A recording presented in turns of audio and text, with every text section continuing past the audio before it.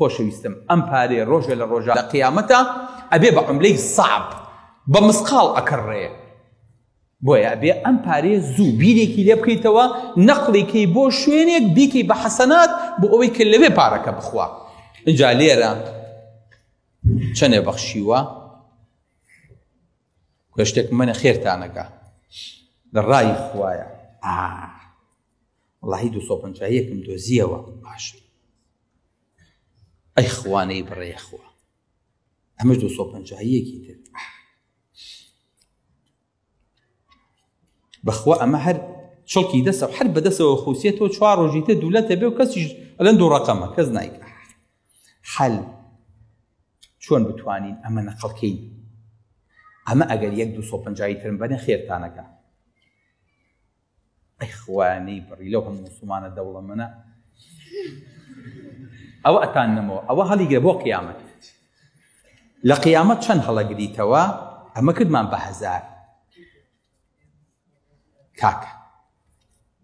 هەر یەکەتان 700,000 وەرگرنەوە کۆرە کاسی دوالی چوە هەیە چۆن بتوانی ئەمە نەقڵکەیت اینجا لەو ڕۆژەیە کە چاکە ئەبێ بەچی مسقاڵێ بێ بە 1000 الله ابن عباسە فەرمێ لە ڕۆژی قیامەتە باوکێ بۆ لای مناڵەکەی ئەڵێ باوک ئەڵێ کوڕم چۆن باوکێ بووم بۆ ئەڵێ باوکە باوکی وەکو تۆ هەر نەبوو لە خزمات لە مەدرسەی تایبەت لە سیاری خصوصی لە مۆبایلی ئاخر مۆدیل هەرچیەکە میز بۆ کردم ئەڵێ دە کوڕم ئەمڕۆ یەک چاکە لە چاکەکانی تۆمەوێت ئەو 1000 بوو بە 700 فەمێ یەک چاکەم بەرێ لەو چاکانە ئەڵێ وەڵڵی باوکی گیان خۆزگە داوای شتێکی ترە کردایە بەخوا ئەوەی تۆ لێترسی منش هەر لەوە ئەترسم نەفسی نەفسی نەفسی چاکەکەی نایەتێ کوڕینە بێنە بەرچاوی خۆت ئەو باوکە بەو شیرینیە خۆتی لێزیتەوە چاکەیەکی نایتێ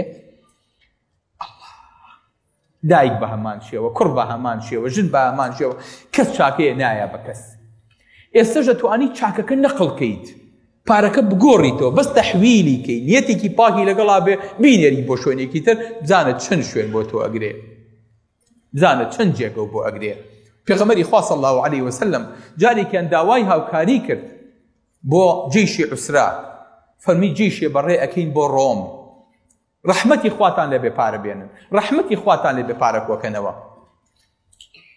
کە پێغەمبەری خوا صلی الله علیه وسلم چوە ماڵەوە عوسمانی کوڕی عەفان باوشی کرد بە پارەکەی ئاوهێنای بۆ پێغەمبەری خوا صلی الله علیه وسلم 1000 دینار ئاڵتون 1000 دیناری ئاڵتون کە هەر یەکیان 4 غرام بوو پێغەمبەری خوا صلی الله علیه وسلم کە ئەوەی بینی لە عوسمان پارەکەی هەر ڕشتە کۆشی پێغەمبەری خوا صلی الله علیه وسلم پێغەمبەری خوا پارەکەی هەڵەدایەوە ئاوا ئەم دیدیویە کرد فەرمی ما ضر عثمان ما فعل بعد اليوم ما ضر عثمان ما فعل بعد اليوم لەمە دوا عوسمان هەرچیەکە کا معفو عامە هیچ زەرەری پێ ناگا ئەمە بەس بۆ پێغەمبەر بوو صلی الله عليه وسلم ليغفر لك الله ما تقدم من ذنبك وما تأخر ويتم نعمته عليك ويهديك صراطا مستقيما بۆ عوسمانیش بڵێ فەرمی لەمە دوا عوسمان زەرەری پێ ناگا ئەوەی بەخشیوە